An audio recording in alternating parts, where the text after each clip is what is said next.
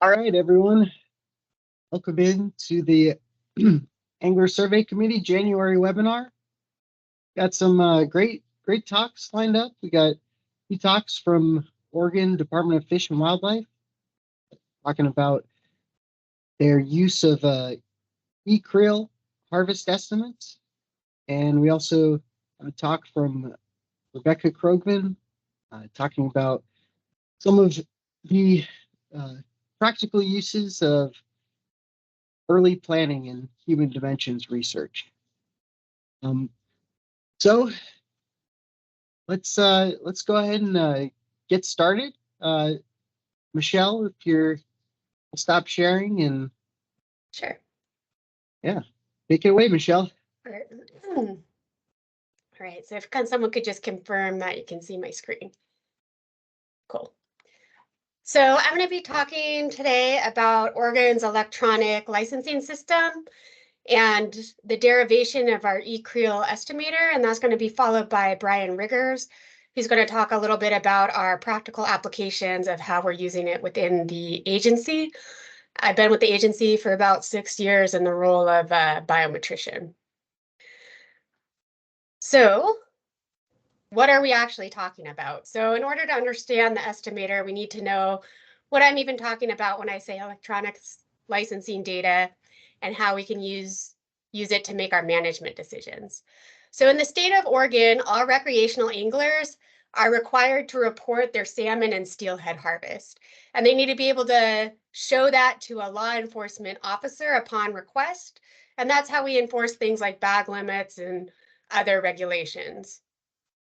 As part of that reporting mechanism, anglers are required to provide the species, the harvest date, and the location where that fish was caught. And that has to, again, be presentable to law enforcement. The locations themselves are all coded with numeric codes representing different regions and water bodies within the state that are broken into our Columbia River Basin, our coastal rivers, and the ocean. So because this is something required by anglers, historically they've used paper harvest cards where they would record that catch. And because at any time a law enforcement officer could ask to see their harvest through the year, the angler would retain those cards for the full year until their license expired, and then it was a voluntary return back to the agency. Unlike other fish and wildlife departments, all of our law enforcement is contracted to the state police, so we don't actually have law enforcement within house. Then in 2019 in Oregon, we started allowing people to do all of their licensure using a smartphone application. And so instead of having paper licenses and paper harvest cards, now people could do that within a cell phone. And unlike the voluntary return of the paper harvest card, the people who self-select that they would like to do all of their licensing through the smartphone app, all of their records of harvest are essentially compulsory because they then get uploaded into the cloud into a database. So the licensing data system is like the all-encompassing term for the database, the smartphone application, everything in total. The electronic licensing data itself are those things that we would retain, and as scientists, we might be more interested in looking at. So that could be things like the individual records and locations of fish, angler demographics, or any of those statistics associated with license sales. But the key thing to remember is that from the agency standpoint, everything associated with this system prioritizes law enforcement. It is their license. It's not a, science tool we built specifically for estimating harvest. And so that impacts the kind of data that we get in and our ability to be flexible with what else we might collect. And that creates a problem for fishery managers because we really are interested in using this data for recreational harvest estimates, more so maybe than the law enforcement piece of it. So we're trying to adapt a system that wasn't really built for us to go from an observation of a fish to a total harvest. And so in order to link these things together, of course, we're going to have to make a lot of assumptions about the way that data gets collected and reported to us that will then lend itself to some calculations so that we can get that harvest estimate all within the natural stochasticity of how those observations occur. any errors we have, and our own assumptions and error that we're bringing into the situation by the assumptions that we're making. So as we're trying to think about a new data stream coming online, we tried to formalize this process in a way that would help make our inference maybe more robust and have a kind of systematic way of going through it. So we figured that the first thing we need to do is understand the data and then use that to create an estimate. But once we have that estimate, we also need to be able to assess it and then find what other alternative data or method developments we might need to advance the system and also make sure that, you know, we're providing accurate information. And so that was further formalized in our data development plan, which really is kind of the agency guideline for trying to move this system forward. In this case, our decision metric is recreational harvest, but this is how we would conceptualize any sort of data coming online that's new to us in how we would think about moving it forward. So our first estimator for recreational harvest was to just look at the total number of electronic records and dividing it by the proportion of people in the sales data statewide that had opted for that electronic versus paper option. When you buy a license, we really don't know where you're going to fish. We just know you bought a license. So it forces us to aggregate onto that statewide scale. But going back to our data development plan, as we're understanding the data, we realized this was not sufficient. When we looked at the proportion of anglers who were using an electronic option to record their fish through time, it's not stable. As we get towards the end of the year, here we have on the x-axis the months through the year. The y-axis is the proportion of people who are using that electronic option. It slowly creeps up through time, in part because a lot of times people will start with a paper license and then switch over to an electronic option halfway through the year. So using an annual sales data or a data in a month and then trying to retrospectively estimate something is problematic because it impacts how well we estimate using that previous equation. Using an annual ratio as opposed to what something might have been within the month that you're trying to estimate underestimates that harvest because we think more people are reporting electronically than what they were at the beginning of the year. And so in terms of annual estimates, if we were to integrate under that curve, we see there is in fact a difference. For things like Chinook that might come towards the end of the year, that's less problematic because those proportions have stabilized. In trying to understand this data, we also learned that there's lots of geographic variability in that proportion that we're forced to aggregate. So these are different years of data.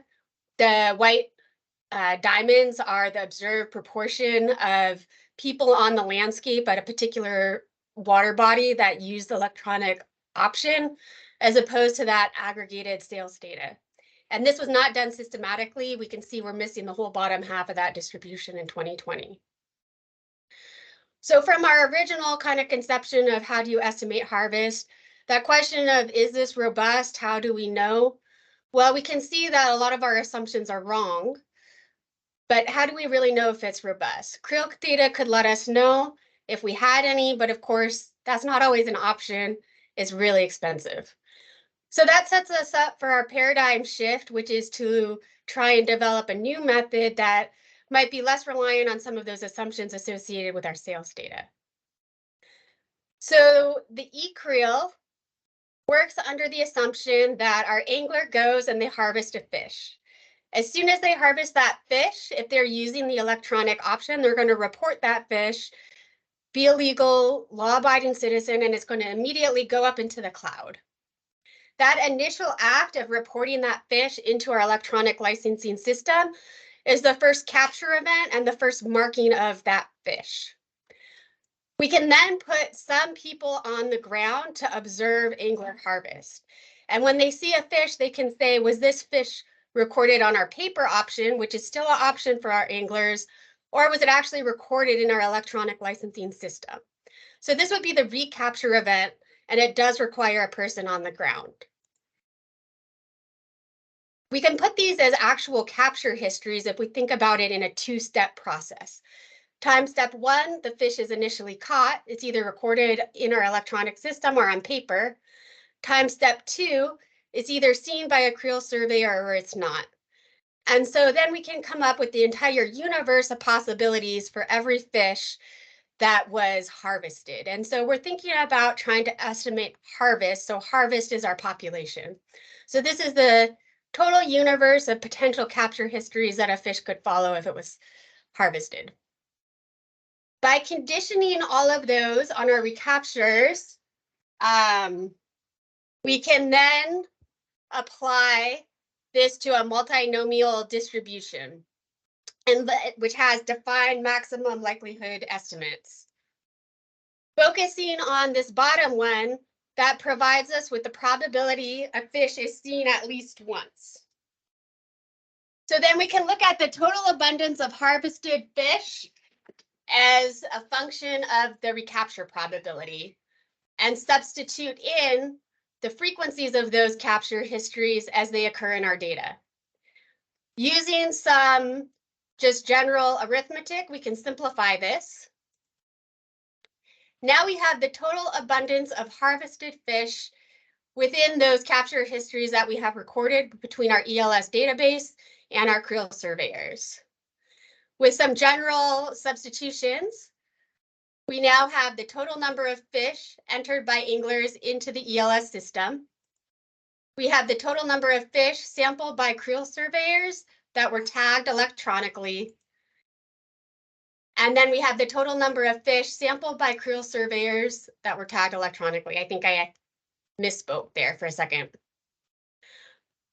So now when we go back to see, is the creel robust and how do we know, which is our next stage in our data development plan, we have one really big advantage. For one, this is a well-known formula. It's our Lincoln-Peterson estimate. We know now that uncertainty here can actually be quantified. But we also, as we were developing this method, had the ability to have a roving creel survey at the same time the e-Creel was being run. And so this is a comparison of the estimates based on our e-Creel methodology compared to a roving creel. What you can see is that the estimates themselves have come to essentially the same number, right? 565 versus 506. So we have a lot of confidence if we assume that roving creel surveys do provide an unbiased estimate, that likely our e-Creel is also unbiased. But the other thing to note with these estimates is that the standard deviation associated with the e-Creel is significantly smaller than what it is with the roving creel. So not only do we have confidence that this new estimator is precise, but also that it's probably an unbiased estimate as well. So gold star to us for spatially and temporally explicit data. We're moving away from that aggregate data used with our sales ratio. And then we have some logistical and monetary benefits relative to a creel survey because we need significantly less people on the ground. So as we said before, as we're developing data and methods, we also want to take a quick peek at whatever assumptions are. So we're assuming that harvest represents a closed population. We feel very confident about that. As far as I know, once fish are harvested and dead, we don't have zombie fish that then come alive after they're harvested. So once you've been recruited to the harvested population, you're probably not going to go swimming again. We also assume that the ratio of marked to unmarked fish don't differ significantly in time and space within a basin. So we're assuming that as our creel surveyor is going out, because we're pooling time as the season is being pooled together, as we have our creel surveyors out on different days. This may occasionally be violated, and when we suspect that's the case, we can stratify our estimates. We also assume that harvest reported in ELS and reporting to surveyors are independent events. So you're not more likely to report your information in the system because you were approached by a creel surveyor who asked how you tagged your fish. And of course, we want to assume that anglers are equally likely to be intercepted while leaving the fishery, independent of what their license type is. As these people are on the landscape with their fish, you know, it's not like people are holding their license in their hand. There's no real way for the people on the ground to actually know whether they're tagging their fish in the cell phone application or a paper license unless they happen to see the fish being caught in real time. We also, of course, assume that the data is correct or that information is reported correctly. The information we're relying on is, of course, the location, license type, and species. And we know that location is not always reported correctly within the app. For people who have a paper license, within our regulation booklet, it's very clear what an ocean harvested fish versus a coastal river fish is.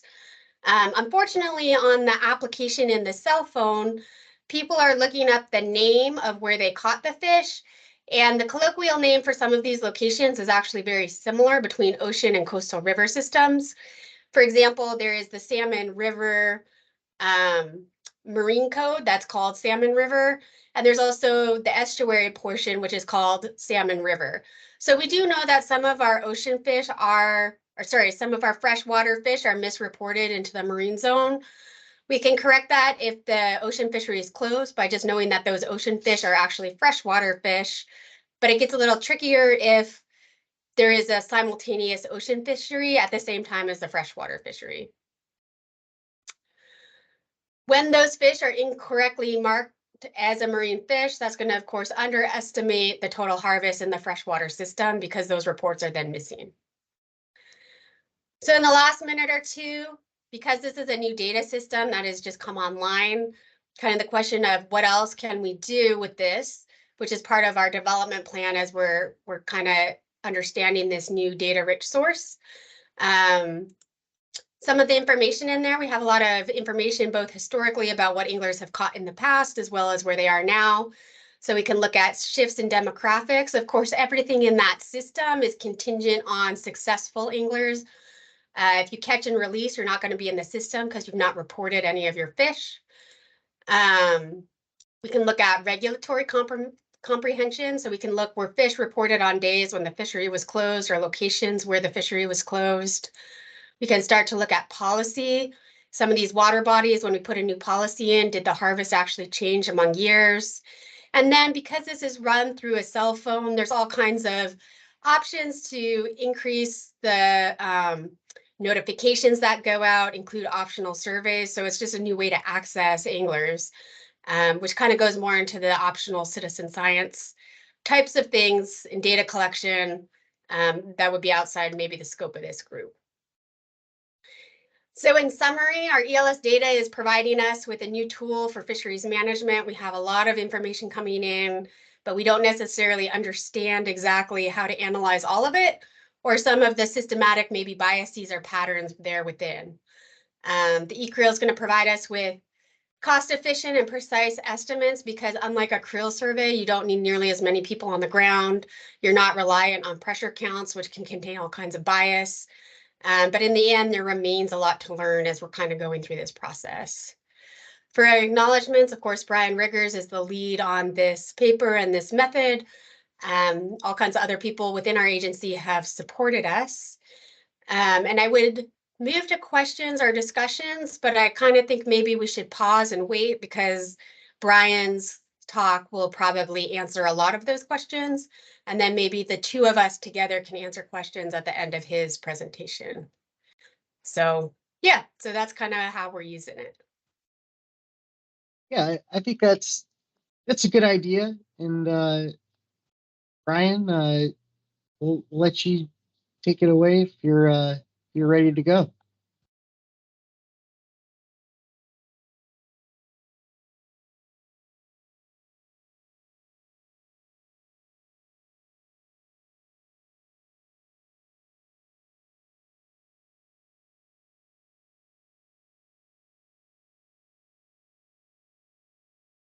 Michelle, do you know if Brian's on this call right now?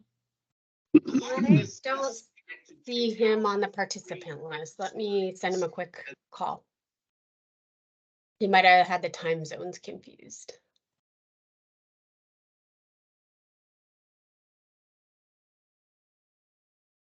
Well, I'm looking for him. I mean, maybe if somebody does have a question, I could answer that too. Yeah, maybe in the meantime, we'll take any questions. I actually have a question. You said that use the is essentially the Peterson mark recapture estimator.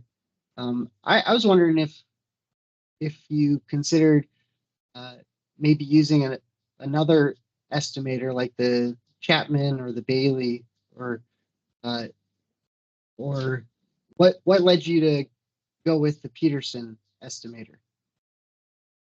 I don't know that there was a rhyme or reason. So when we use this, we do use like the corrections for small sample size, like in actuality, when we're like looking at a kind of smaller basin or a particular creel survey.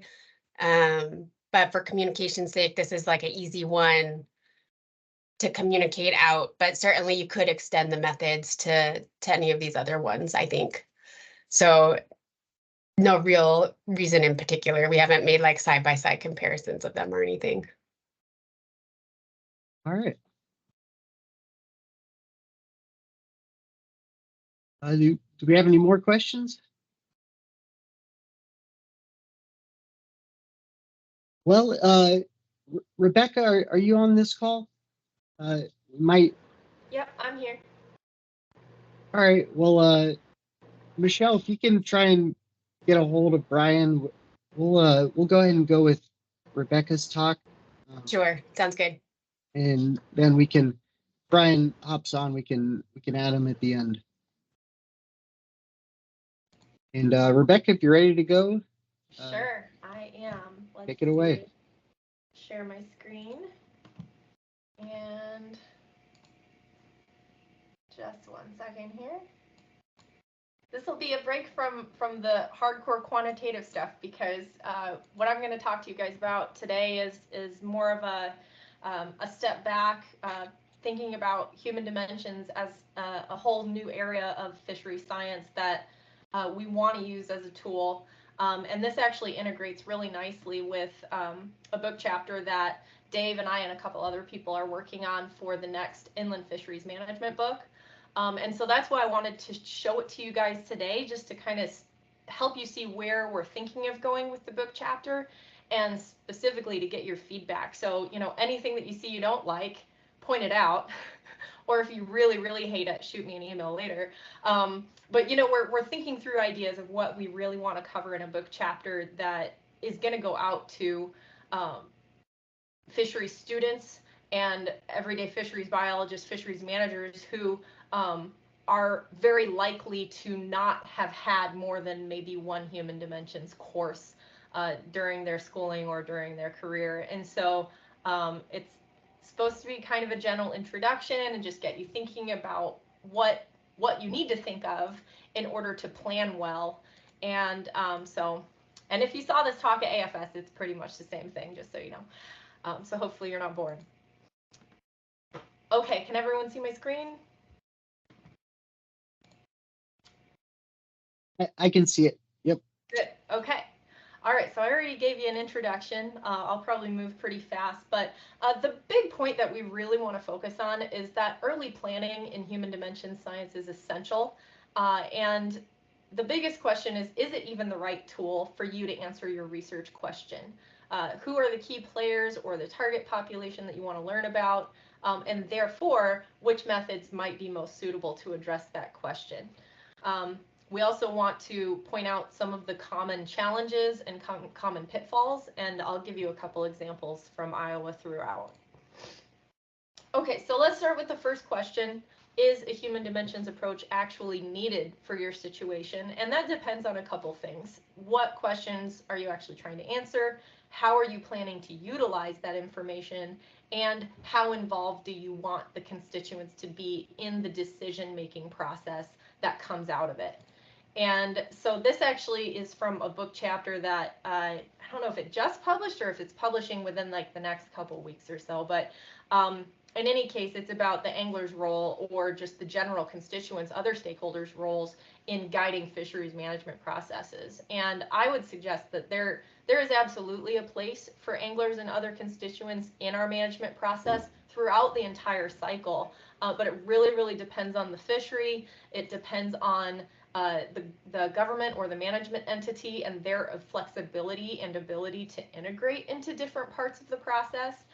And so, you know, as fisheries managers, we definitely have a lot of points where we could integrate HD data. and parts where maybe we don't want to.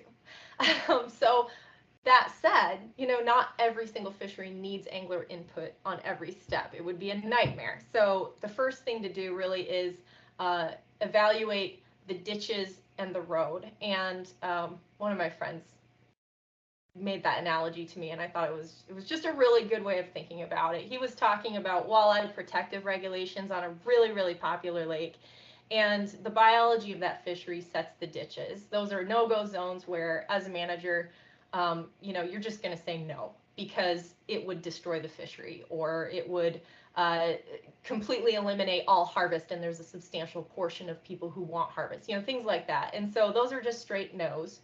But then within that, between those ditches, you've got some flexibility. You can pick a lane. And so that's where that angler input can really become incredibly valuable in guiding whether you go the direction of a slot limit or no limit or a bag limit or whatever, and let people help you decide. So if you decide to incorporate angler information somewhere, the next question is, what exactly are you trying to figure out? And so there's tons of approaches. We've talked about them on these calls. If you've ever opened an HD book, it's almost overwhelming with how many different ways you could try to answer some of these questions. And a lot of times we don't have complete training in all of those methods. So it's kind of overwhelming. And, this leads us to one of our probably worst pitfalls, and that is to assume that we can just throw some interesting questions out there and see what comes back, or take a data set that wasn't designed to answer our questions and just see what we can see. We might be able to learn a couple things from that kind of approach, but it is far more likely that we're either, one, not going to be able to make any clear conclusions, or two, we'll make an erroneous conclusion due to biases that exist in the data set that we may not be aware of. So what question are you trying to answer? Are you trying to characterize a group of people, just describe them? Are you trying to measure change? Are you trying to assess compliance rates or sentiment toward a regulation? An ideal research question should be very clearly verbalized with detail regarding who your target population is, how much, what type of change or effect you want to be able to detect, and how that information might relate to predictions or decision models or management actions. Another key aspect of study design is who you're trying to gather information from or about. So that is something you want to identify pretty early on. So if you wanted, say, to calculate the percentage of Iowans who visited lakes in a year, which we do every 5 years, or if you want to evaluate their attitude toward a conservation tax, the general public is your target audience, not just anglers. So you can't necessarily just leverage your license database, although that would be way more convenient and cheap. So they might be actively or passively involved in providing data. Active means that the person is cognizant and intentional about sharing their information. And that could include surveys, it could include focus groups, or citizen science like we're talking about today. We have a really good example about of this from our Iowa Walleye Challenge, which is an agency-sponsored spring fishing tournament hosted by MyCatch. And so anglers are actively reporting their fishing outcomes through a 2-month period in hopes that they'll get some prizes. And their data are then funneled to Iowa DNR, which gives us catch data for fisheries that we can't normally get to and sample using our normal methods.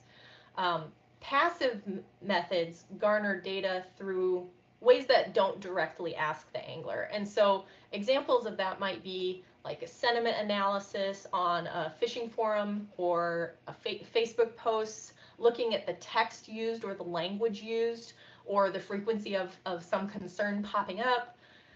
In Iowa, we're actually using anonymous location data to assess visitation volumes. And so that's actually just using mobile tracking data and seeing how people come to some of our parks delineated by polygons. So a lot of times these are less expensive. They're a lot more efficient per piece of data, but it's just a different way of getting. So you get less personal information, but you might be able to cover a broader temporal or spatial scope. Once you've clearly stated your research question and identified that audience, you can then at that point you can start worrying about methodology. And I can't emphasize enough that you should not start here.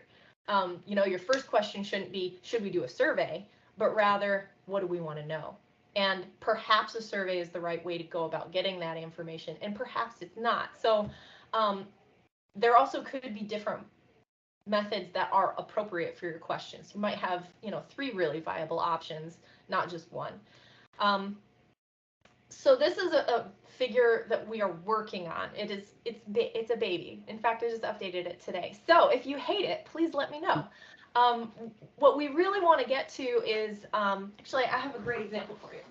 I want to get to a guide similar to what you see in stats books, where you know, they have all these really complex, kind of unfamiliar things that you're not sure which thing you want to use. This is from my multivariate book.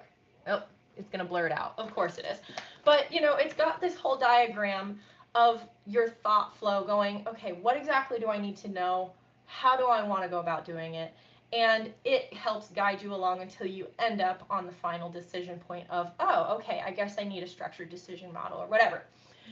So we're trying to build something kind of similar for HD methods, and this would be like the feature of our book chapter. So we want lots of feedback on this, and it's, like I said, this is super draft, obviously, and the point being, you can't answer some of these questions and get through these decision points until you've put a little bit more thought into this early planning process. You don't want to be figuring this out halfway through and then deciding what kind of analysis you want, because odds are the study design should have been altered in order to accommodate it. So anyways, all right, so for the rest of the talk, I'm really going to focus on survey design, pitfalls, and potential solutions. So first of all, a good survey, which is, you know, the outcome we land on a lot. We like doing surveys. We like doing angler surveys. We like doing targeted, like trout angler surveys specifically, or even the general public will send out a big mailing, or we'll send stuff out through our emails. But there's a lot of pitfalls with them because they take a lot of time and thought and testing in order to get them right. And so this wretched picture that you see is an example. I shouldn't say that, that's really bad. But it's a good example of what not to do. And we did this. This is from us. We're fixing it. And you know, the issue is that it's a stack. It's actually a table where if you didn't go to each of those data line lakes, you skip the line, but it doesn't look like you can skip a lot of it. You look at it and it's really intimidating. And so, you know, people are going to get this in the mail and see this stack of paper and go, no, I do not want to do that. And even though we incentivize it, it's still a difficult buy, right? Like we gotta sell them on filling out like 18 pages of information in order to get like $15.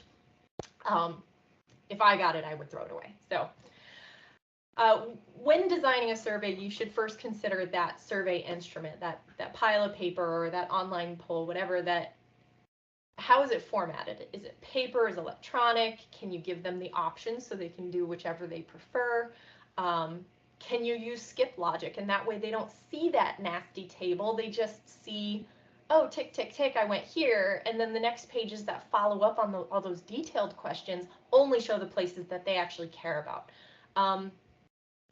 If it's on the phone, you know, you can use skip logic using phone surveys. So that format that makes the most sense is going to depend on your target audience, the financial cost, the resources dedicated to making it happen, and the time required by staff on the front end and the back end to process the information.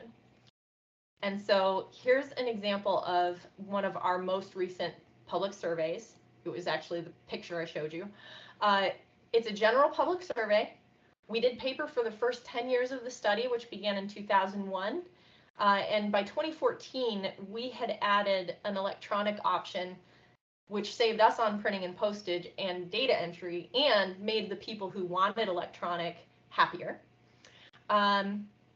And so in the last round, we had about 3 out of 4 people respond online, and they also got a better incentive for doing that because it saved everybody time and money. So you can see that way that people want to answer these surveys is changing for us over time. They get the paper in the mail and they throw that away. All right, and then what's in that survey instrument, questions and possibly response options. It kind of depends on how you structure each individual question. And so in that case, paper forms can be pretty clunky if we have a lot of skip logic like we did in this survey. If you have, say, pick A, B, or C, that's pretty easy for people to do. If you have something that's like fill in your numbers, allocate weights till it adds up to 100, that's really hard. That's really burdensome for people. And so this all translates really to a perception of how difficult the survey is going to be, even if it's not the reality. It's all about their perception of whether they can actually fill it out. So no one wants to do this. Don't do this. We're not going to do it again. All right, I already covered a couple of those things. So, all right, so you've put all this effort into designing the perfect survey instrument. And then another step that we often miss is testing it. And so what makes sense to us as highly specialized fisheries biologists, most likely avid anglers ourselves, is that something that makes sense to us might not make sense to them at all. Like our verbiage, our terminology, all of that stuff, like we don't even think the same way. Okay, so, and as much as we would like to think that we understand, there's a lot of people in our target audience, like less avid anglers or potential anglers that we have failed to recruit for whatever reason, who don't think like us. And so you can identify those bad questions by beta testing your survey, use a representative test group or bring in a focus group to discuss it, run a test, give the survey to a subgroup of people, get the responses back and analyze them and see if those questions are actually working or if they're not giving you what you need. So an example of this that we have was from the community fishing survey for the general public living in urban and suburban Iowa. And we wanted to focus on constraints to fishing. So we developed all these multi-item scales for them based on the literature. And gosh, we just thought we were so smart. Like we figured all these are the reasons that people don't fish as much as they should or that they don't fish at all, right? Like we know, we've read 50 papers about it. Well, we tested it actually on DNR staff, not necessarily fish people, but all the other people that work downtown. And we missed some things that I just didn't think of because I just don't think of these things, right? And so it turned out that there were at least 3 constraint areas that I had not considered. Please don't laugh at me that ethics is one of them. But people are worried about fish feeling pain. People are worried about putting worm on a hook. They're worried about the safety of their children while they're trying to fish, or just preparing their kids. That also fell under family concerns. Like the biggest thing hindering them was that they knew they'd have to get their kid ready and bring all their snacks and bring all their boots and bring whatever and make sure there's a playground in order to make sure that their family was ready to go fishing. Poor water quality, we didn't initially include that one because it's an issue across the board, but we ended up putting it back in because it seemed really important to people. So we learned that we were missing a couple of essential scales that we really should put into the survey, and we also tested the ones that we had already developed on a real audience and found that some of them performed better than others, and there were some that probably need different items to make them better, so that we can actually use them in real life. Okay, so separate from the survey instrument then is also the delivery method. And so, you still have to somehow reach out and let people know that you want them to participate. Is it formal? Is it exclusive? Or is it an open Facebook poll? Something like that. And so delivery method may sound like a pretty similar list of options, but they're not necessarily the same as how you deliver the survey itself. So if your target audience is, say, all anglers, you can use your licensed database's emails. Hopefully you have all those. In Iowa, we have emails for most people, but not for all of them, unfortunately. So that sways our sample population a little bit towards the younger demographic and towards excluding those people that just don't have an email. But we do have those emails on hand, and boy, it is super cost effective to be able to send a survey to our listserv. So when we use that for, say, our Iowa Trout Angler Survey, based on their purchase of a trout stamp, that is highly, highly, highly effective. And then your plan for survey delivery should also include what to do with non-responses. How many times and how do you plan to follow up with requesting that somebody complete the survey? And that's important because non-respondents could be systematically different than people who do respond. The people who are super jacked about this lake restoration or about the fishing in their backyard, it's really good, they're way more likely to answer because they want to tell you about it. And on the other hand, if they really, really want to complain, they might be more likely to answer. But usually when people are just kind of meh about, say, our lake resources or fishery resources, they're just going to throw it in the trash. So you need to know whether there are systematic differences in the people who answer and the people who don't. In our last Iowa Lake survey, we contacted people via postcard up to 3 times before we sent them a full paper copy with postage paid. Those reminders weren't too expensive. Postcards are a lot cheaper than packets, but we initially invited them to just do the online version. And then after failing to reach them, you know, we're actually tracking the individual mailing list every time. If we still didn't have anything, we sent them paper, and then that was the last thing that we sent them. So based on the industry's average, that is about 30 to 40% response rate. And that sadly is the industry average, even with all that effort. And so who are the other 60 to 70% of people? Well, are they, are they going to be lower participation rates? Are they less happy? Are they socioeconomically different than the people who do respond? You know, all of these things could affect the outcomes of your research analysis later on, especially if it's something like likelihood of fishing participation, or you know, you're trying to figure out good strategies to make people buy more trout stamps. And if you're completely missing a specific segment of the population, your conclusions are probably going to be a little bit off. All right. Let's see, I already said a lot of this. Yeah, that's fine. So non-response bias, big issue. And so this brings me to the last portion of my talk, which is dealing with pitfalls. And so that's after the data acquisition process has already begun. No matter how well you plan, you're still going to probably face non-response.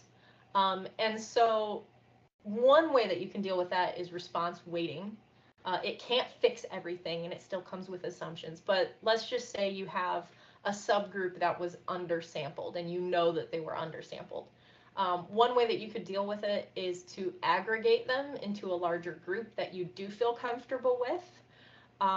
You could go out and collect more data, or you could exclude overtly strong statements in your conclusions. You know, just reel it back, admit we don't know that much about this group. And you really have to be honest about your conclusions, because you can't make assumptions about the people that you missed. So we used both response weighting and aggregation of low response subgroups in our community fishing survey. This was back in 2017 to help deal with the small proportion of respondents who identified as minority races. And it is Iowa. We already have a pretty low proportion of the population that is not white or a mix of white. And so we just didn't have as many answers as we wanted to be able to break it into, say, Hispanic, Black, Asian, etc. And so we grouped them together into white and non-white. It's a pretty big generalization, right? All these groups are completely different from each other, but we just didn't have enough information. And then we also down-weighted the responses that were really overrepresented, which was like middle-aged white males, and we up-weighted the others.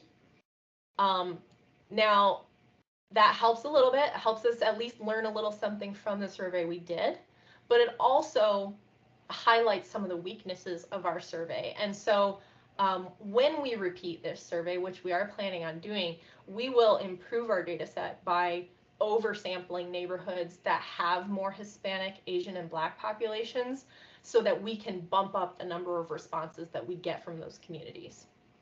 And so that goes to that last bullet point there, is that the next best thing you can do besides early planning is revise your approach and improve it for the next time.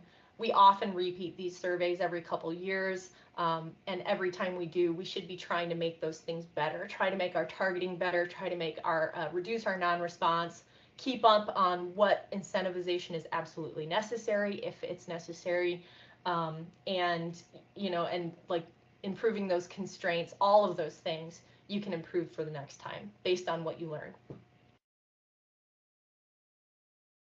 All right, and so that is ultimately the point, right? Conducting HD studies is not cheap or frivolous.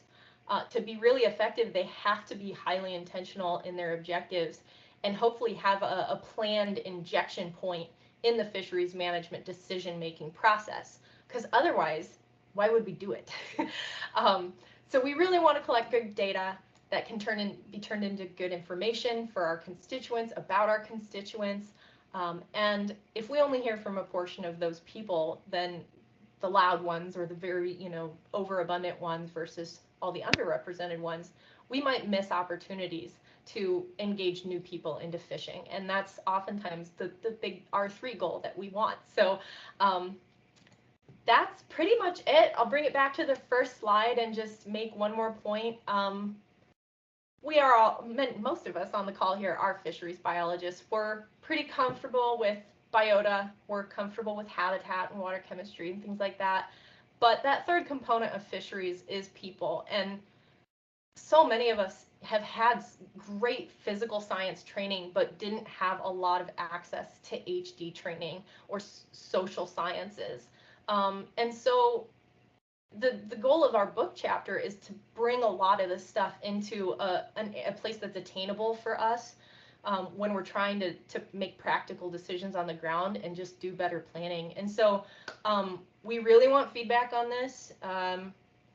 We're in the middle of planning this chapter right now, and we'll be writing it over the next couple months. So please feel free to reach out to me, Dave.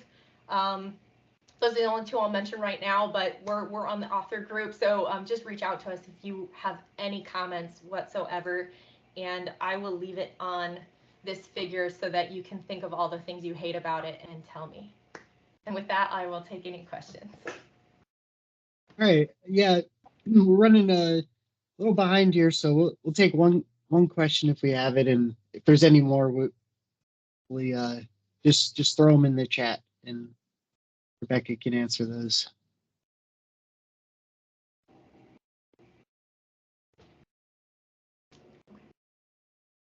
All right, shoot me an email or Dave or whatever, and hopefully I'll hear from you. All right. I think Brian is now on the call, and whenever you're ready, Brian, go ahead and take it away. All right. Sorry I'm late here. Let's get my screen shared.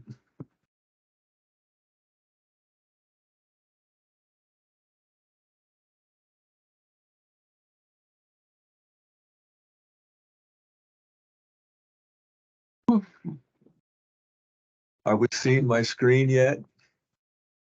Not yet. Sure.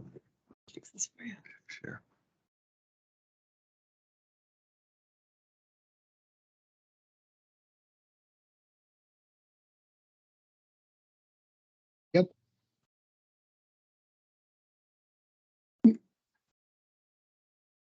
There it is. We there? All right, we're there.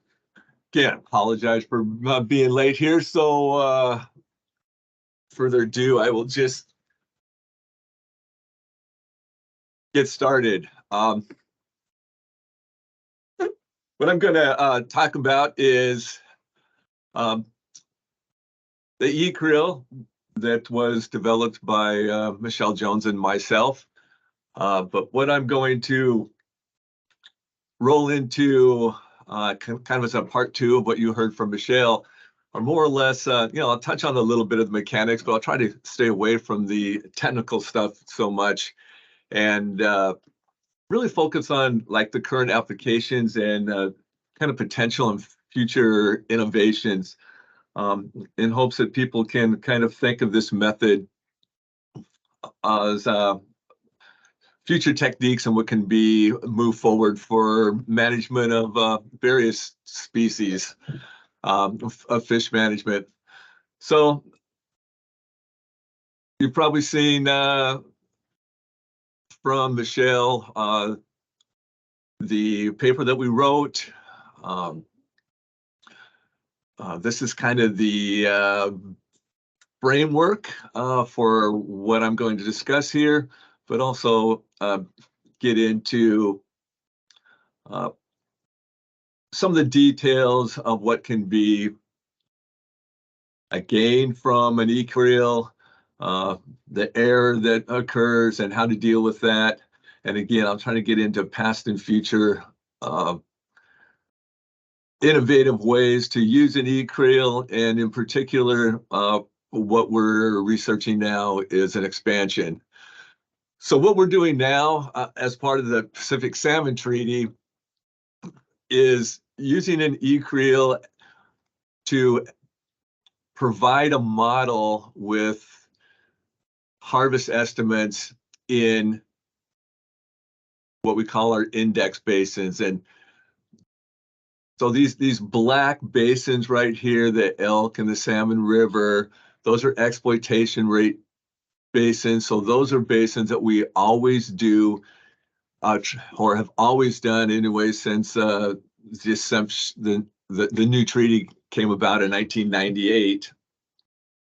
And so we've conducted traditional creels on these for many, many years. And then there's some escapement indicator stocks here in blue, where we did occasional creels to inform models. And then these new basins are also substantial basins with fisheries where we are in current research.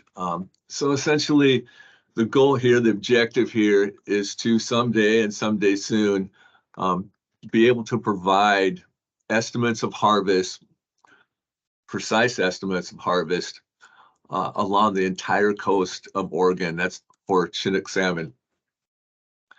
May have seen this before, but the e-Creel is a hybrid approach. It takes the data that resides in the electronic licensing system that Oregon has implemented, and combine that with in-person interviews.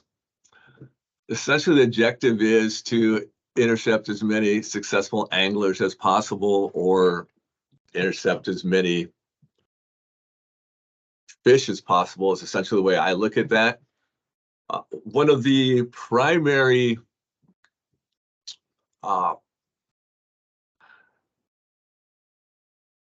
advantages of this is that there are no effort counts. So those who are familiar with conducting traditional creels know what I'm talking about. This is a big deal, as it essentially cuts your effort, personnel effort, in half, making things, of course, much more efficient, much less expensive, and what shouldn't be overlooked here is the reduction of safety risk. We've spent a lot of time doing effort counts in boats and running up and down with cars.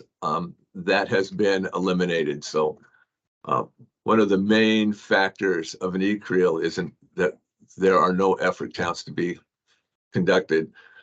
Essentially, it's the use of a Chapman version of the Lincoln-Peterson estimator. The equation is up here. You can see it's very simple. just go quickly so you understand that. The N would be our harvest estimate. The M here are the marked fish. Those are the fish that were reported to the ELS database as harvest. This C is the total number of fish during the interview that were intercepted, sampled, observed. And then the R here is the number of fish that were observed that were in fact tagged or validated harvest through the ELS system. Again, the advantages here, we are able to identify errors and bias through these interviews.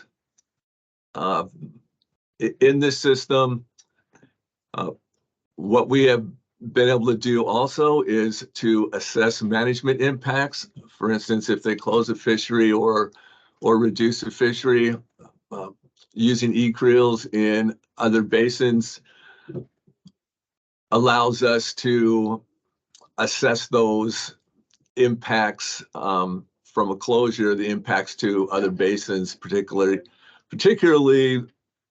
neighboring basins. And then for future innovation, what we're working on right now is a calibrated expansion. So the ability to use an e-Creel and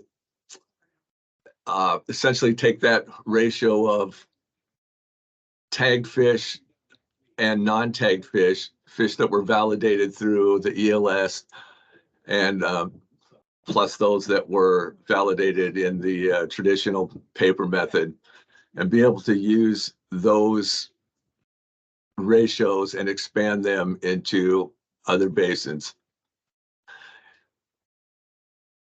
One of the main errors that we came across and would need to be considered in any development of an ELS is the location errors. Oregon has a system that we report when we harvest fish, whether it was harvested in the ocean or in the inland waters. For the Pacific Salmon Treaty purposes, we report that interested or data from the freshwater. So again, what we're able to do with this e-Creel is determine an error rate that was unintentionally, for the most part, anyway, we think, fish that were harvested or recorded to be harvested in the ocean to the ELS that were actually harvested from freshwater portions. So just quickly, I don't need to get into this too much, but just through the interview process, we were able to come up with an error. That's just the proportion of folks that harvested fish in freshwater, but reported it in the ocean as an ocean caught fish. And we're just kind of expecting this in the expected error. And basically what this is the error in these basins that we know had little or no harvest from the ocean. And that's just from experience. You see this little picture over here on the left. It's actually a picture of the bar, a Coast Guard ship. This is conditions many times boats would face trying to get out those rivers. So this is assuming zero in these salmon and Siletz rivers that we applied air to initially, knowing that there was no or very few fish caught from the ocean from these basins. So big advantage connecting an e-Creel there. This is just a quick summary of why that error occurs. There's location codes for the salmon river that when pulled up on your application come down. So if you were to catch a fish, harvest a fish in the Salmon River, and you went to enter the location code of harvest in your application, the first thing that would come down would be the number 6 and say Salmon River, when in actuality, you would need to scroll down to number 77 that says Salmon River Coast. So it's pretty understandable that the semantics here of why this error was occurring, although it is easily correctable, for instance, just by adding a drop down for either ocean caught fish or the inland caught fish. I'm not sure if Michelle hit this, but this is a comparison of estimates using an e-Creel, a standard creel, their precision estimates along it, and then an ELS estimate just using the ELS data and a statewide ratio. So just a comparison, you can kind of see in the Elk River Basin, these estimates were very close, even the ELS estimates. So that would confirm, at least for that basin, that the statewide estimate was similar to an e-Creel, and for that matter, a traditional creel. However, you can see these basins, like the Salmon River, where I just described, we had significant error of people reporting ocean caught fish that were actually caught in the fresh water. Very close estimates between e-Creel and a roving access creel, but you can see vast differences if we were just to apply the ELS data. So that's that air coming through there. And then adjusting the marine air, again, would bring that up to much closer than actual values. One of the other main issues you have with an e-Creel, because this is a self-reporting, essentially, this is not a mandatory reporting system where all people have to use the application to validate their fishery, is a non-compliant. So that would be folks, for whatever reason, accidentally or to skirt the laws, do not mark their fish, although they might have a license, do not actually comply with the rules to validate their fish, either on paper or electronically. So that failure to validate a source, of course, would bias these estimates. There would be fewer fish put up to the ELS database. So this is something that we're not really aware of on how large this error could be. I don't suspect it's too high in most cases, but nonetheless, this is something that would be prudent to address.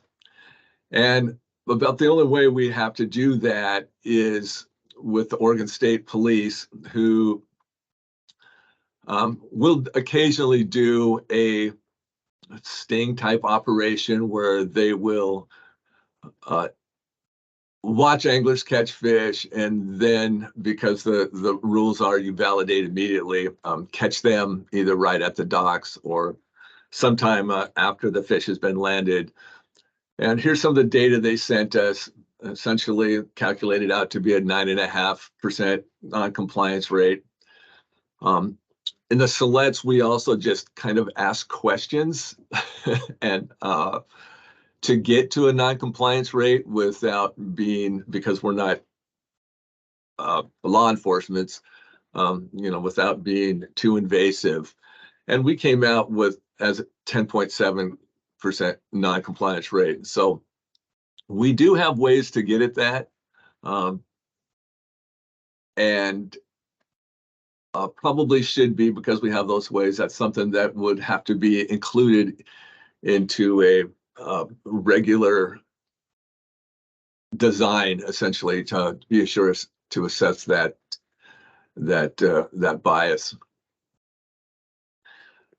We're now currently looking into an expansion technique. We tested this using a leave one out approach with those basins that we regularly do under the PST contract. We are now in the process of comparing those to basins that are not regularly, or quite frankly, I'm not sure they've ever had any kind of creels done for them, but are substantial contributors to the fishery, both in Oregon itself and in the international fishery out of Alaska and Canada. What we're looking to do is apply an expansion approach, essentially a calibration of the average ratio. And another benefit of this doing e-Creels is, particularly for Chinook, that we get our hands on a lot more fish and we get a lot more samples. All Chinook management is based on brood years because they're multi-aged. It's imperative that estimates are proportioned by age structure. And you can see in these three basins in the past, just on spawning ground surveys, very few scales are collected. So our age structure for these particular basins, we have little confidence in. In fact, often we can't even do an age structure and have to look elsewhere for data. With an e-Creel, that would essentially eliminate those issues.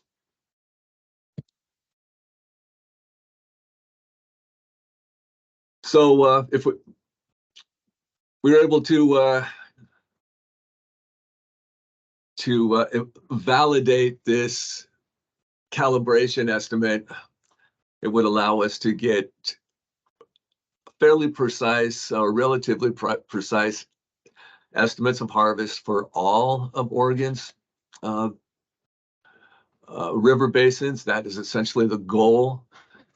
This would be pretty innovative in that it's essentially thought to be impossible with traditional creel designs because of the cost and time it takes. And this essentially would add very little cost and time to do expansions, because we would be using the data from our standard creels that we do anyway, and then just expanding them with the data that we get on the ELS system.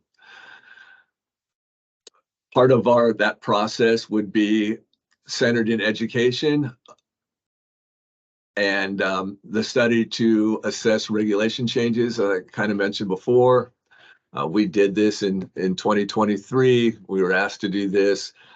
It was successful to those managers who were not sure at all what a basin closure or partial closure or even changes in the fishing deadlines would do, and we were able to add a question or two to our creel and supply them with that information. Here's some of the technical stuff I said I wasn't going to get into, but essentially these are the equations for an expansion that works actually quite well. I've used this from mark recapture to expand estimates of index estimates in basins. And in this case, these equations are even more appropriate in that we're using averages on each year to expand to other basins, as opposed to expanding particular basins in future years. So the expansion is really nothing more than the harvest would be our captured fish multiplied by that average ratio of ELS fish to total fish sampled. These are some estimates here in this table. Again, this is our experimental design that has indicated it's not real close. We're looking at the Elsina stuck in Yaquina to expand those.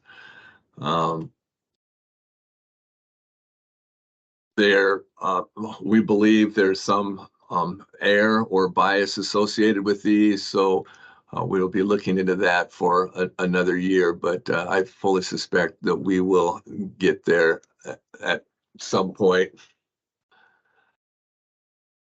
Don't think I'm going to spend too much time at this. It gets a little bit more technical, but in the long run, here's kind of how that worked. Here were the derived expansions, taking the average. We have the average variance here, multiplying these basins as a leave one out experiment, and checking the differences of what that average would get compared to the actual estimate derived through the e-Creel. So we're looking at 632, 480. You can see these numbers. Most of these are very, very close, certainly acceptable. Variance estimators as well. When we get into those rivers, comparing those, not using the leave one out, but those rivers that did not have any kind of creel set to them, they didn't quite perform as well in some cases with higher coefficients of variation, and comparing them to the ELS index. So a little bit more work to do there. But again, with this design and with our interviews, we can probably figure out where that is. These are the yellow. These are putting some confidence intervals on them to show you kind of where the problems are, where the e-Creel estimate was 2193. Our 95% confidence intervals there, but using the calibration quite a bit higher, and in fact didn't even come within the confidence interval. So these two here, because they didn't quite work, didn't quite come into those confidence intervals, we wouldn't advise this technique be used, but most likely there is a reason for this, and that's where future money that we received, or we likely will receive, it's going to give us a chance to sort that out. Pretty much more of the same. Put a little mate value here, the mean, absolute percentage air. And again, it's those same basins where you see that air is really not acceptably high at this point. Little comparison, I think Michelle went through using just the average of the e-Creel, a statewide e-tail average, and just multiplying a straight estimate. And again, these are very similar on average, except particular river basins, that statewide average would not be able to represent this variation on an individual average. So we would have a few issues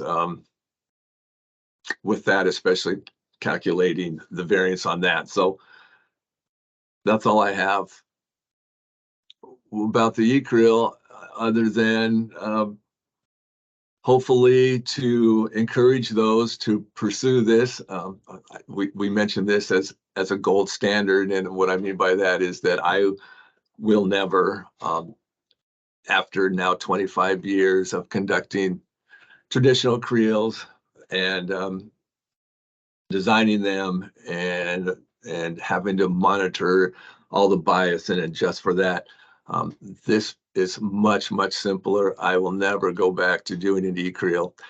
And there are many innovative ways you could adapt this type of methodology without necessarily having a statewide database that Oregon implemented. So contact me if you have any questions on that, any desires to transition into or use it on any particular basin or any particular reason, and I would gladly try to add some guidance. David, I'm done. Yeah, thanks for presenting. I know we're over time here, but if anybody that's stuck around has any questions, yeah, go ahead and Michelle's on the call too and can answer your questions.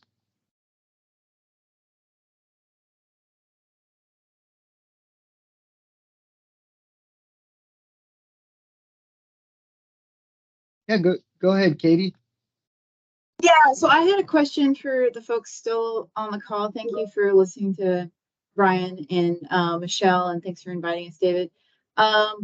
So we had used the e-Creel, which, as Brian mentioned, is more of a targeted sampling approach. It doesn't have a random design as a traditional creel does, but we had used it to kind of ask anglers if they shifted to a different basin because of regulation changes. And we've asked that the past 2 years because regulations have differed. And some basins were closed in 2022. So that did result in a lot of shifts. And then this past year, we haven't examined the data yet.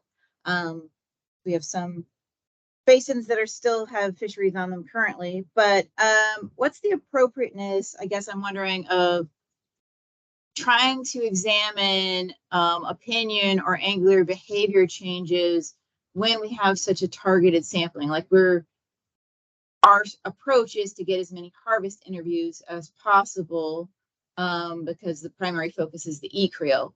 So I guess I just was curious if anybody had any opinions on that.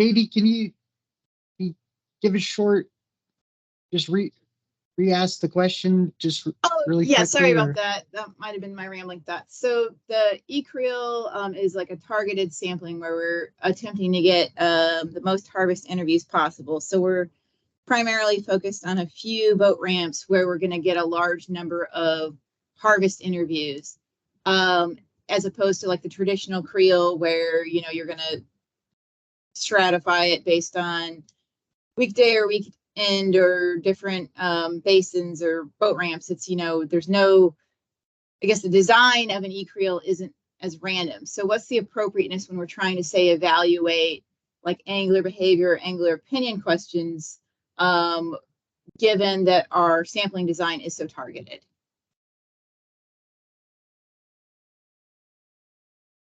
So I'm just going to give a 2-cent answer. So by being contingent on the fact that you're focused on anglers who have successfully harvested a fish, If somebody's changed location to be there, specifically because where they would regularly fish is now closed, you could suspect they might not know how to fish that new location as successfully as someone who is naturally going there all the time. So by targeting your audience to specifically successful anglers, you're going to miss some people who did release-only fisheries or people who are just never successful. Like if you're coming halfway across the strait, you're going here because the place you normally fish is closed, you probably are going to be less successful at actually harvesting a fish at that location, and so your opinion will be missed. By conditioning on only talking to a successful angler, the people who might have shifted locations and then therefore been less successful are not going to be part of your sample at that point, so that you would anticipate Michelle, that bias.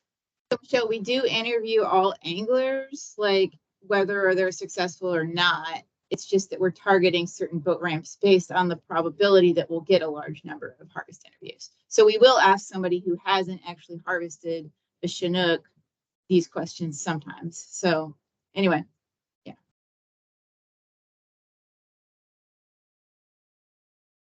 I've got a question. Have y'all considered taking this approach and using it for something that's not mandatory for reporting? I know that there was some stuff done with the eye snapper work in the Gulf of Mexico with some of the similar mark recapture with the smartphone app. I was curious if y'all have thought about implementing it in Oregon with fisheries that don't have mandatory reporting. Sure. So we're working with Sean Simeons right now on application that's out for funding with NymphWimps. And so if that goes through, then using a voluntary reporting app, probably structured through his platform, would be kind of our next step, because that's a completely voluntary reporting system. So then you have the angler recruitment component that you have to get addressed, as well as the non-compulsory reporting of that system. So yes, we have not started that yet, but it's out there and it's something we're pursuing through the angler citizen science avenue. Cool. Interesting. I'm really interested to hear how that goes. But Step one is getting funding, right? Everybody's issue, right? Right. Well, yeah, we're certainly over time here, but I think we'll close here. And for those still on, we got a great angler survey webinar coming up in April. Some folks from the data management subcommittee are going to give a presentation on some of the best practices for setting up a database. And yeah, we're really looking forward to that, and hope to see you all there. And thanks again for joining.